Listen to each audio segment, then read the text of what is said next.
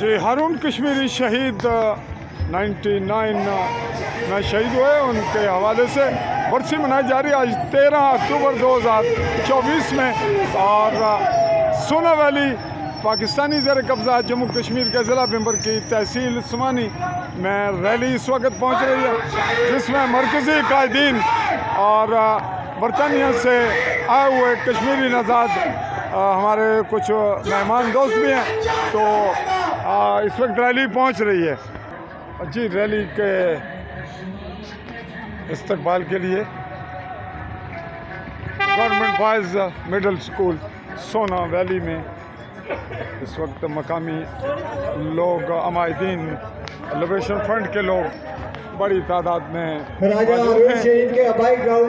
जी नाज़रीन, मरकज़ी कायदीन liberation front चल रहे हैं। हम लेके रहेंगे, हम लेके रहेंगे, कश्मीर बनेगा। हाँरून कश्मीरी तेरे जान निसार।